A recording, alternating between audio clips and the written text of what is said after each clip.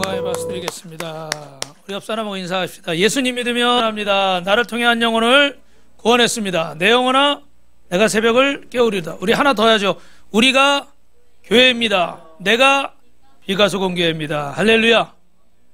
오늘 영상은 특히 재밌는 것 같아요. 그죠? 여러분, 네덜란드는 바다를 메꾸어 국토를 확장시켜 놓았어요. 그 공사가 1927년에 착공돼서 1932년에 완공됐는데 제방의 높이가 무려 6m 정도 됩니다. 그리고 길이가 30km. 제가 우리나라 그 새만금 이렇게 저렇게 비슷하게 되어 있거든요. 쭉 달려보니까 10몇 킬로 정도 되더라고요. 정확한 건 검색을 하진 않았는데, 여러분 네덜란드 하면 뭐가 생각이 나요? 뭐 아까 물어봤더니, 일부 때 물어봤더니 풍차, 튤립.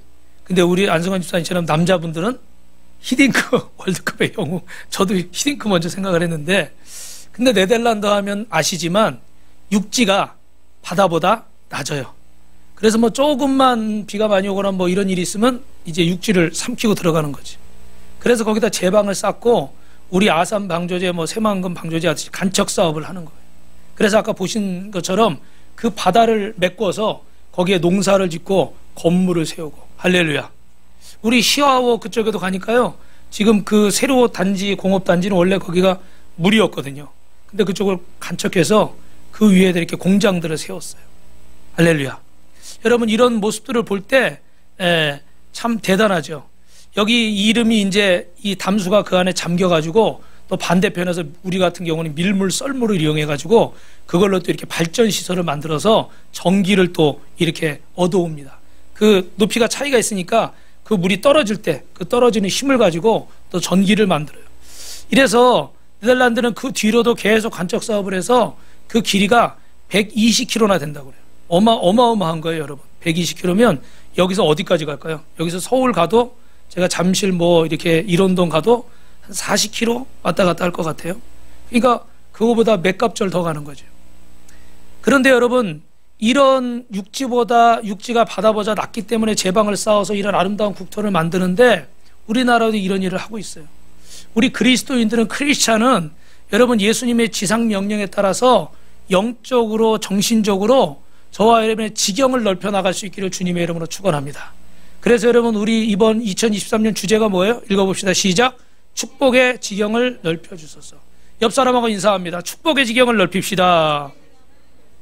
그래서 여러분, 마태복음 28장 19절에는 너희는 가서 모든 족속으로 제자를 삼아 아버지와 아들과 성령의 이름으로 세례를 베풀고 모든 사람을 뭘 삼으라고요? 제자를 삼으라. 사도행전 1장 8절에는 예루살렘과 온 유대와 사마리아 땅 끝까지 이르러 내 증인이 되리라. 할렐루야. 그래서 하나님은 우리가 정신적으로, 영적으로 지경을 넓혀 나가시길 원하시는 거예요. 그래서 오늘 본문의 역대상 9장 10절에 보니까 내게 복의 복을 더하사. 야베스는 복도 한 번이 아니라 어떻게 돼요? 복의 복을 대하사. 여러분, 이 히브리어에는 우리처럼 이렇게 뭐 예를 들어서 최고의, 뭐 최상의 이런 표현이 없습니다. 그래서 이 점충법을 쓰면은 같은 말을 두 번, 세 번 반복하면 그게 최고를 표현하는 거예요. 최상을 표현하는 거예요. 그래서 여기 복을 한 번만 얘기한 게 아니라 복의 복을 더하사. 그러면 어떻게 돼요? 최고, 최상의 복을 얘기하는 거예요. 아멘?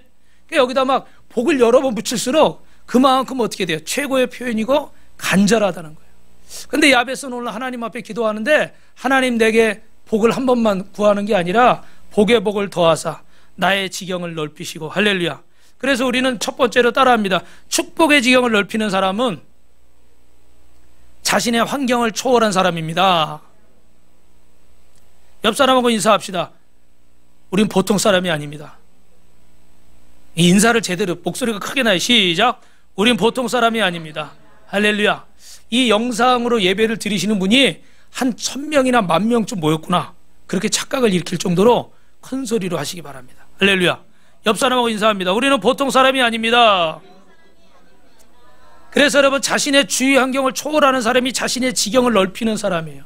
오늘 야베스는 여러 번 말씀드렸지만 그 이름의 뜻이 불행의 사람, 슬픔의 사람, 좀 더 의역하면 태어나지 않았으면 좋을 만한 사람. 여러분, 어떤 부모가 그 자녀의 이름을 지으면서 이렇게 짓겠습니까? 옛날에는 하도 먹고 살기 어려운 시대고 그 어린 생명들이 많이 죽어나가니까 부모님들이 이름을 어떻게 돼요? 귀하게 안 졌다고 그러잖아요. 귀하게 지면 무슨 일 생길까봐 일부러 어떻게 돼요?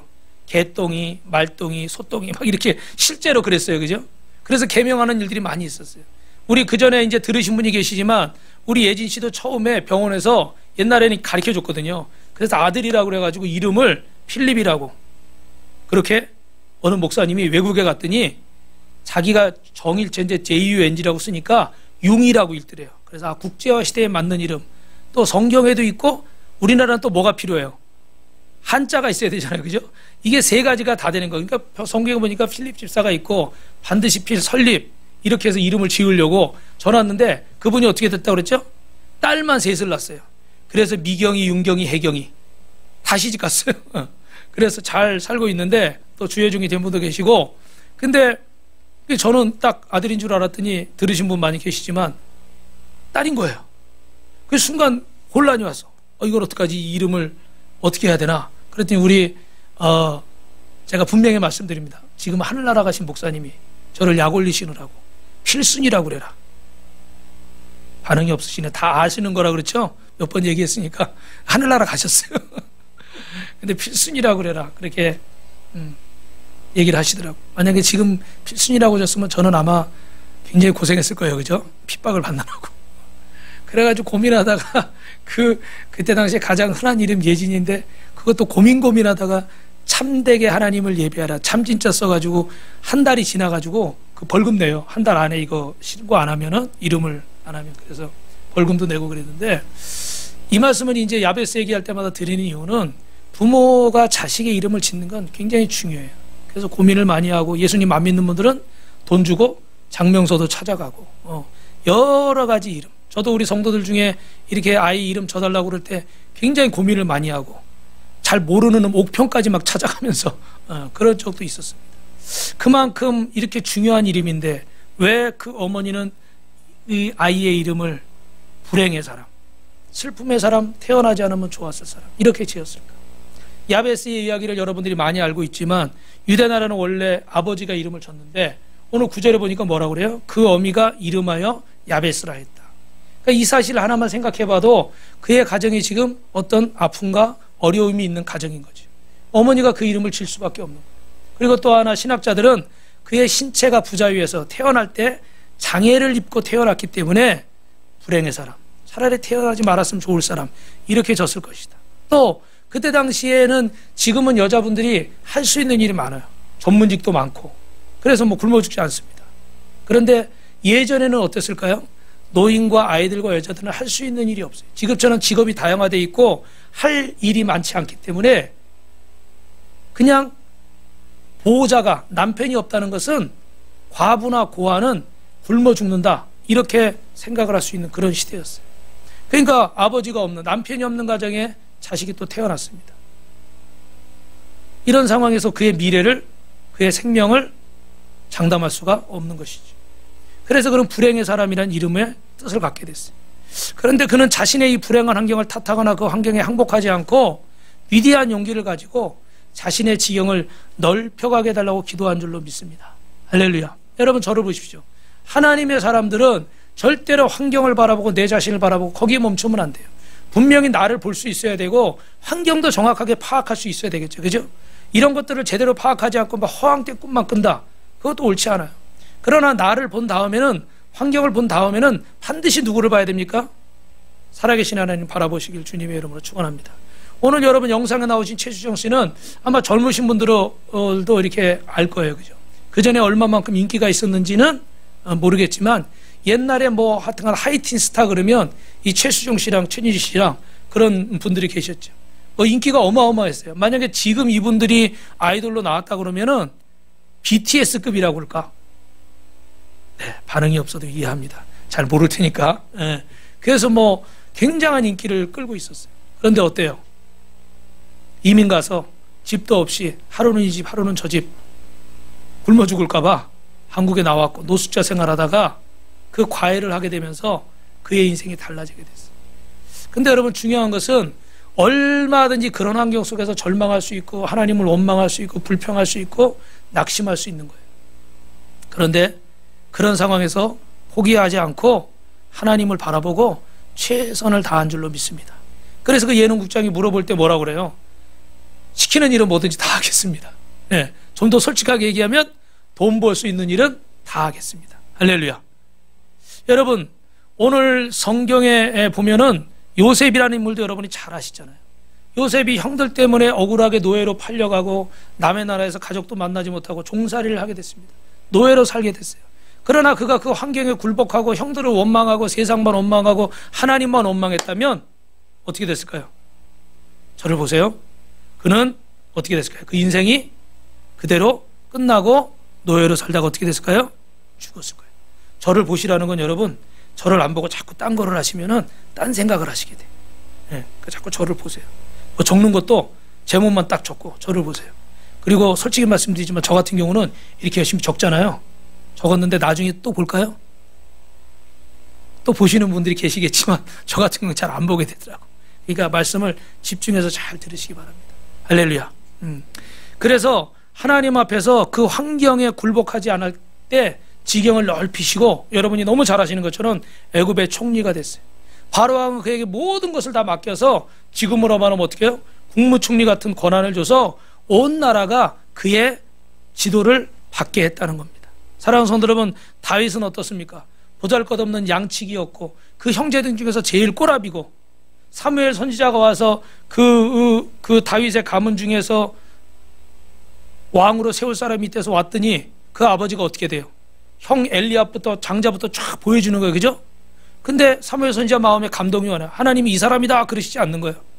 그래서 실망을 해가지고 아이고 이 끝인가 보다. 이거 내가 하나님 말씀을 잘못 들었나 보네. 이렇게 생각하고 있을 때 이게 답니까? 그러니까 그 아버지가 어떻게 돼요? 이렇게 우리식으로 하면 머리를 복복 긁으면서 아이 뭐 하나 있긴 한데 저기 지금 양치고 있어요. 걔는 안 봐도 돼요. 뭐 이런 식인 거예요. 근데 여러분 생각해 보세요. 우리 권성진 성도님, 지원이가 더 이뻐요? 소은이가 더 이뻐요? 이거 뭐 애들한테 엄마가 좋아 아빠가 좋아 똑같은 거잖아요. 그죠? 애들은 뭐 그럴 수 있어. 누가 좋다고. 자기 말 들어주는 사람이 좋겠지. 근데 뭐 선택할 수가 없는 거예요. 부모에게는. 10손가락 깨물어 오죽하면 뭐라 그래요? 안 아픈 손가락 없다고 그러잖아요. 근데 이 봉주 씨, 이 아버지는 어떻게 해요? 다윗을 완전히 어떻게 돼요? 홀대한 거죠. 그죠? 그 중요한 자리에 부르지도 않고 걔는 나가서 제일 힘들고 냄새나고 그 양들 치는 건 뭐 양똥도 있고 뭐 거름도 치우고 막 이래야 되잖아요. 먹이도 줘야 되고. 제일 힘든 일인 거예요. 그때 당시에 3D 업종 중에 하나가 이 양 치는 거예요. 사실은 뭐 예수님 그 오실 때 양 치는 사람들이 막 경배하고 막 이러니까 우리는 양 치는 사람들이 뭐 대단해 보이지만 사실은 그때 당시에 가장 천한 직업인 거예요. 집에서 잠도 못 자고 양 때문에 항상 양 지키느라고 밖에서 잠자는 일이 아주 부지기수였어요. 굉장히 힘든 직업이었던 거예요. 돈도 많이 되지도 않고 일은 힘들고 냄새도 나고.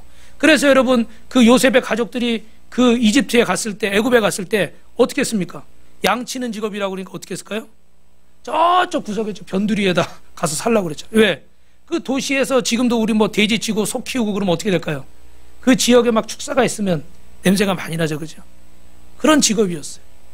근데 절대로 인간적으로는 환영받을 수 없는 그런 직업, 그런 일을 하고 있었단 말이에요. 그리고 그 부모가 그를 인정을 하지 않았어요. 그러니까 어떻게 보면 누굽니까? 갑자기 이름이 생각이 안 나네. 압살롬 같은 경우는 뭐 용모가 준수하고 사울 왕도 뭐 용모가 준수하고 키가 크고 뭐 이런 얘기가 나왔었어요. 그런데 다윗은요, 용모가 준수하다, 여러분 뭐 그 레오나르도 다빈치 데이비드상 다윗상 뭐 그거 생각할 수 있지만 실제로 다윗의 용모가 그렇게 준수했다는 얘기는 별로 없어요. 거의 찾아볼 수가 없어요. 그러니까 아마 형제들 중에서도 제일 어떻게 보면 왜소하고 제일 아마 별 볼 일 없는 그런 형제였던 것 같아요. 근데 그런 다윗이 어떻게 돼요? 아버지 신부로 전쟁터에 갔는데 그 블레셋의 장수 골리앗이 하나님을 모욕하고 이스라엘을 모욕하고 있는, 견딜 수가 없는 거예요. 그래서 그 조그만 체구에 막대기 하나 들고 물맷돌 돌멩이 5개 들고 그리고 나가는 거죠. 골리앗은 기분이 나쁜 거예요. 그래서 조롱합니다. 야, 네가 개 잡으려고 몽둥이 들고 나왔냐? 너 뭐 하려고? 그렇게 조롱을 해요. 근데 다윗은 여러분 지난주에 얘기했지만 어떻게 돼요?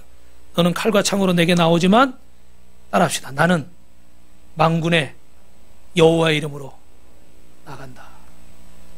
하나님의 이름으로 나간다는 거예요. 다른 건 없어요. 하나님의 이름으로 나간다.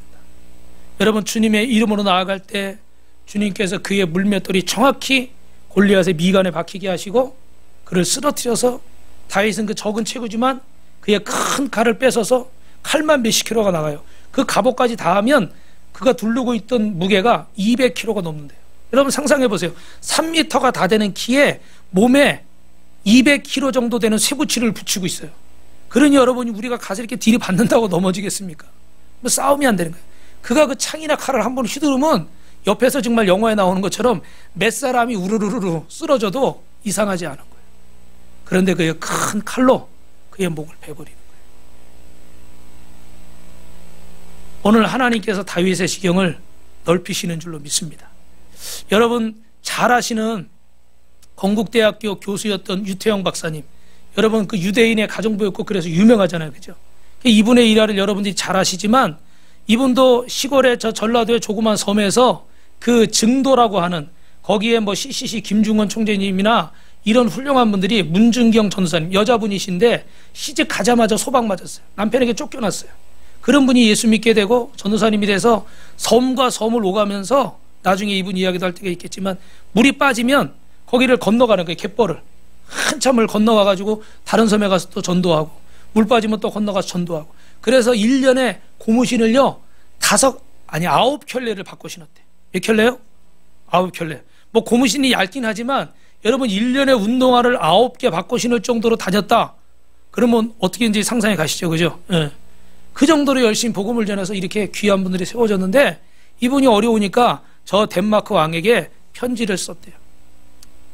내가 언제까지 조그만 섬에 갇혀서 이렇게 살 수는 없으니까 나도 큰 일을 하고 싶습니다. 그러면서 나를 좀 도와주시면 열심히 하겠습니다.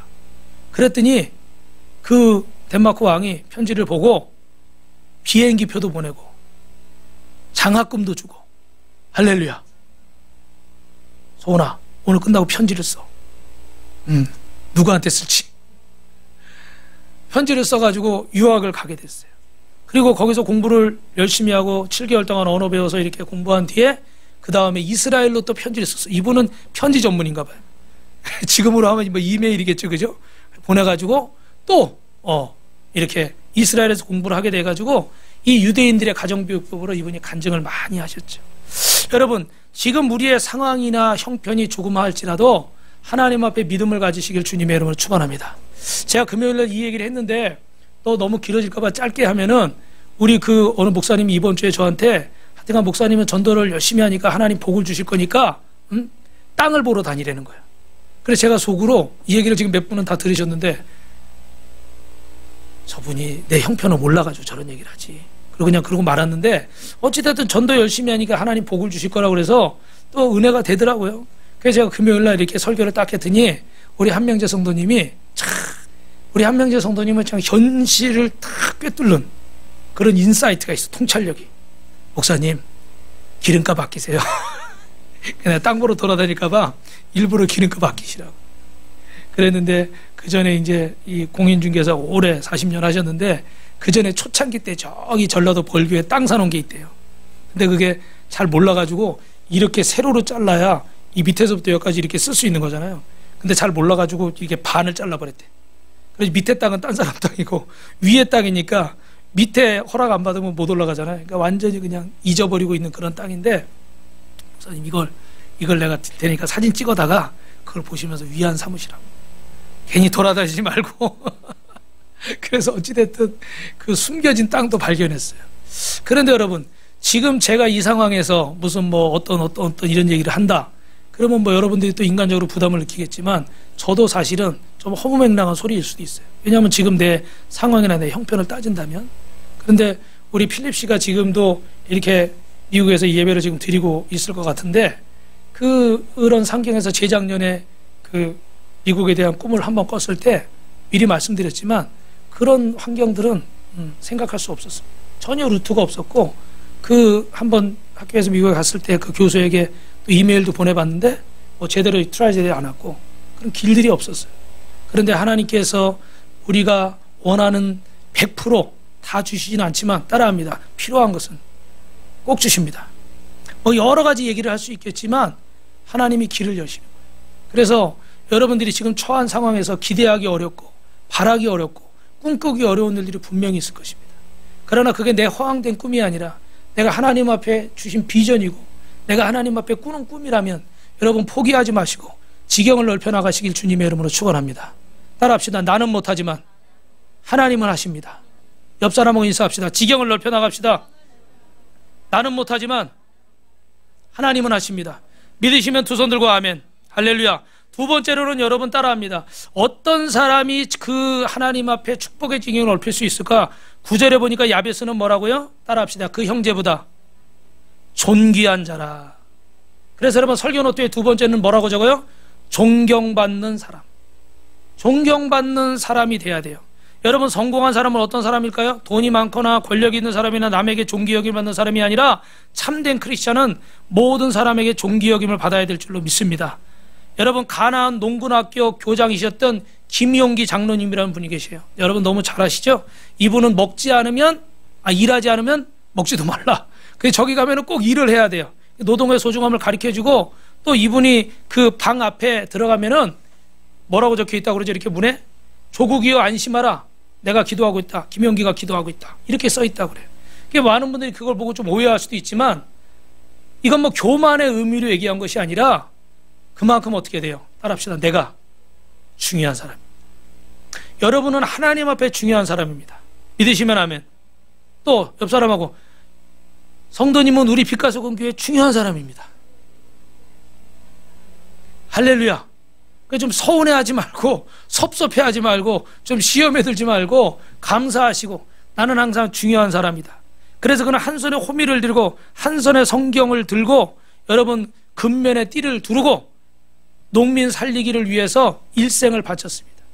그래서 이분이 그렇게 조국을 위해서 그 농민들을 위해서 기도하고 노력할 때 그는 학력도 별로 없는 사람이었고 또 뭐 이렇게 대단한 사람도 아니었지만 이분을 통해서 많은 사람들이 도전을 받고 또 많은 지식인들이 와서 거기서 비전을 갖고 그래서 그의 자녀들까지 그의 뒤를 이어가지고 여러분 그 아버지의 뜻대로 뒤를 이어서 하나님이 존귀히 여김받는 사람으로 만들어주신 줄로 믿습니다.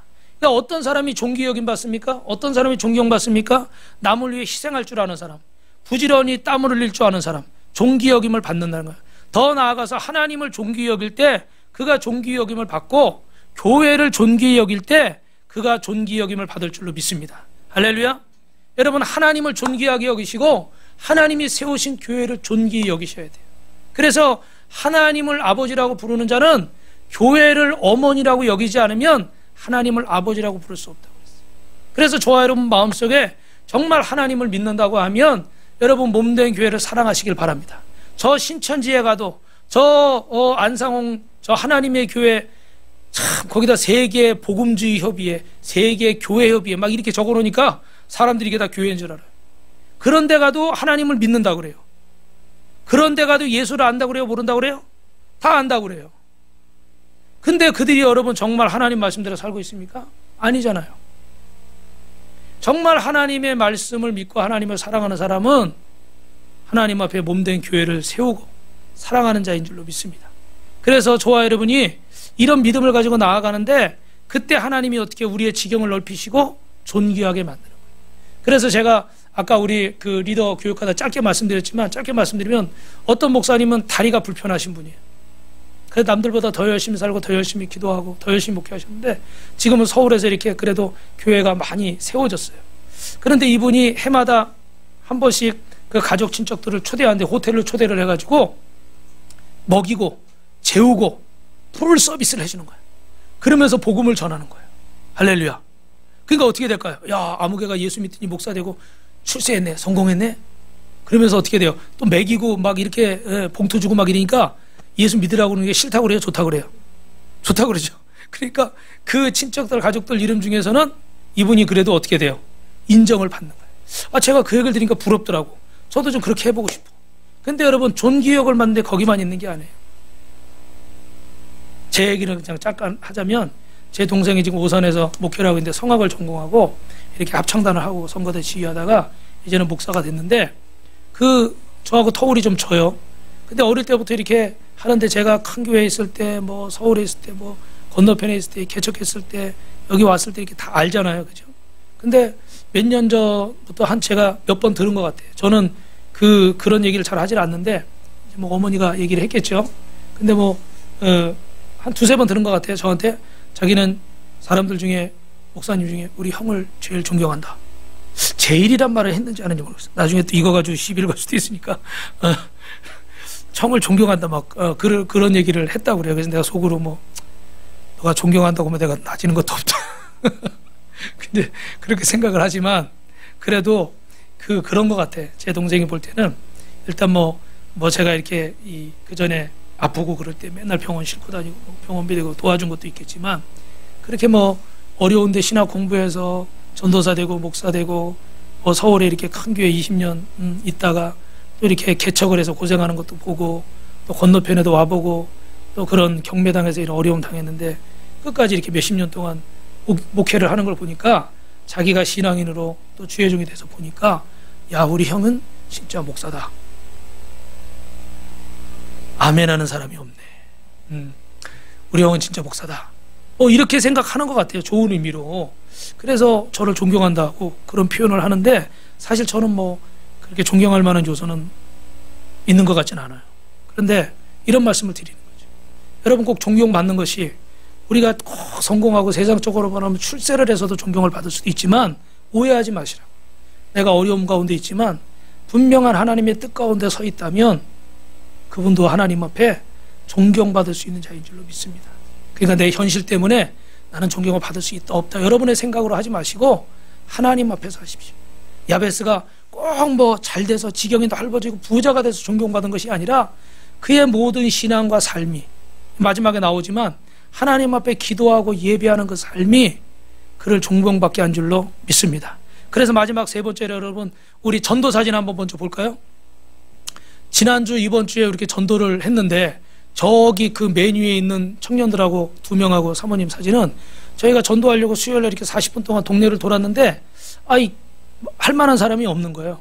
그래가지고 오늘 공치는 일은 거의 없는데 근데 딱 문 앞에 집 앞에 왔는데 저 청년 두 명을 딱 만나게 돼가지고 브릿지를 전하고 영접 기도를 했어요. 할렐루야.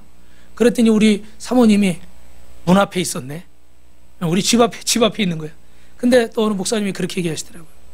그 하나님이 40분을 도는 동안 그 마음을 보시고 어떻게 돼요? 몰아서 집 앞으로 오게 되는 거예요. 할렐루야. 그럴 수도 있어요. 그럴 수도 있어요. 여러분 우리가 하나님 앞에 하는 것은 헛되지 않은 줄 믿습니다. 여러분이 10분을 쓸 수도 있고 30분을 쓸 수도 있고 1시간을 쓸 수도 있고 그 이상을 쓸 수도 있는데 여러분들이 주님을 위해서 쓰려고 하는 이 모든 것들은 그것이 시간이든 재능이든 물질이든 무엇이든 마음이든 하나님 받으시는 줄로 믿습니다. 우리 저 사모님이 전도한 사람도 있고 우리 김찬희 씨랑 방 알아보러 갔다가 공인중개사 부동산 사장님 사진 안 찍겠다고 막 그래서 손만 찍혔어요. 또 여러 사람이 있는데 이 하나만 소개하면 저 밑에 사장님은 지난주 토요일 날 이렇게 제가 몸이 안 좋아가지고 약을 먹고 이렇게 들어가는데 전도하러 갈 컨디션이 아닌 거예요. 그래가지고 제가 차 타고 가면서 하나님 우리 집 골목 쪽에 들어가서 제일 먼저 눈에 띄는 사람에게 복음을 전하겠습니다. 그리고 기도를 하고 딱 갔는데 딱 내리는데 저 아저씨가 막 바빠 뭐 들고 왔다 갔다 계속 하더라고. 근데 제 경험상 이렇게 바쁜 사람은 말을 걸 수 있을까요? 그냥 전도지나 하나 주고 건빵이나 하나 주는 건 되는데 붙잡고 3분을 달라는 거는 가능성이 없어. 그래서 건빵 주고서 눈치를 보고 또 이렇게 쫓아갔죠. 그랬더니 저쪽 가서 있더라고. 이건 말해봐야 10중 8구는 퇴짜를 맞게 돼 있어. 근데도 제가 하나님 앞에 약속을 했잖아요. 첫 번째 보이는 사람에게 복음을 전하겠습니다. 퇴짜를 맞아도 내가 전해야 되겠다. 그래서 딱 갔더니 의외로 저 아저씨가 그래요 해보세요. 할렐루야. 아멘들이 작아요. 할렐루야. 그래가지고 이렇게 딱 전했는데 알고 보니까 부인은 이렇게 교회를 다니시는 분인데 본인은 20년째 어떻게 될까요? 이렇게 변두리에 머무시는 분인 거예요. 그래서 그 기도를 하는데 오랜 세월 방황하다 이제 돌아옵니다. 다 그러는데 이분이 잠시 머뭇하는 거예요. 아마 뭔가 이렇게 가슴이 와닿는 게 있었던 것 같아요. 자기 20년 세월이 순간 그러니 기도를 다 따라 하시고 어제도 뭐 이렇게 하다 집 앞에서 만났어요. 사랑하는 성도 여러분, 오늘 주님을 위해서 복음을 전하는 사람은 따라합시다. 존귀 여금을 받을 줄 믿습니다. 옆 사람하고 인사합시다. 존귀히 여김을 받으십시오. 하나님이 존귀히 여기십니다.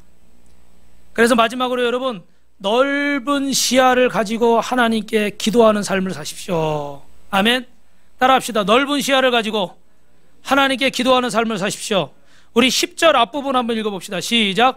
야베스가 이스라엘 하나님께 아뢰어 가로되 원컨대 주께서 내게 복을 더하사 나의 지경을 넓히시고, 여기는 이제 한 번으로 되어 있는데 그 전 개역성경에는 복의 복을 더하사 이렇게 되어 있어요.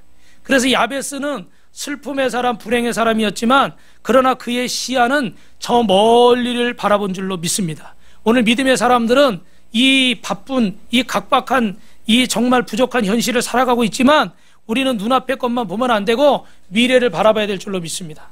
그래서 저는 이제 오늘 여러분 지난주 이번주 헌금한 거를 우리 그 치르키스탄 구호 헌금으로 우리가 드리려고 하는데, 사실 이런 부분도 감사한 것이 그 얘기를 들으니까 우리 성도님 중에 누가 마음에 감동이 와서 이렇게 헌금을 개인적으로 했다는 거예요. 그래서 저도 마음에는 하고 싶었지만 사실 우리 어떤 형편들을 보고 이 상황들을 보니까 그런 여유가 생기질 않는 거예요. 그런데 그런 얘기를 듣고 나니까 그래, 우리도 하나님이 기뻐하신 일을 하자. 할렐루야. 그래서 여러분, 내가 남아서 뭔가를 하려고 그러면요 사실 죽기 전까지 못할 가능성이 많아요. 그러나 콩 한 쪽도 우리 옛날에 나눠 먹는다고 그러죠. 그죠? 콩 한 쪽이라도 나눠서 내가 뭔가를 정말 하나님을 위해서 기뻐하신 일 하겠다 그러면 얼마든지 시간도 낼 수 있고 마음도 낼 수 있고, 아멘을 해야 돼요. 재능도 낼 수 있고 물질도 낼 수 있는 줄로 믿습니다. 그래서 우리는 뭐라고 그래요? 뜻이 있는 곳에 뭐 하라고 그래요? 길이 있다고 그래요. 왜? 마음이 없으면 길도 없는 거예요. 그런데 마음이 있으면 길이 없을 것 같은 곳에도 길이 보이는 줄로 믿습니다. 그래서 저도 마음에 결심을 하고 우리가 이렇게 해서 헌금을 해서 얼마가 됐든 하나님 앞에 이렇게 드려야 되겠다. 할렐루야. 그래서 눈앞에 있는 것만 보면 우리는 이런 일도 못하는 거예요. 왜? 나 먹고 살 것도 모자란데 무슨 이렇게 구제헌금을 드리고 성교헌금을 드리고 뭐 11조도 드리고 뭐 이걸 어떻게 합니까? 열을 다 가지고 살아도 모자란데 열에 하나를 떼니까 어떤 분은 학교 선생님이신데 11조 생활 안 하다 11조를 드렸더니 뭐라고 그랬대요? 안산에 사시는 분인데 기억나세요? 차라리 이 살을 떼서 주는 게 좋겠대. 11조 떼는 것보다 요거 떼서 주는 게 좋겠대. 그 정도로 학교 선생님이면 그래도 지성인이잖아요. 그죠? 그런데도 신앙생활 하면서도 그게 어려운 거예요. 왜? 우리 마음에, 물질에 우리 마음이 가 있어요. 근데 이게 하나님 앞에서 정말 우리가 눈앞의 것만 보면요 절대 못하는 거예요. 내가 쓸 것도 모자라고, 내 새끼 위해서 쓰기도 모자라고, 나 위해서 쓰기도 모자란 거예요.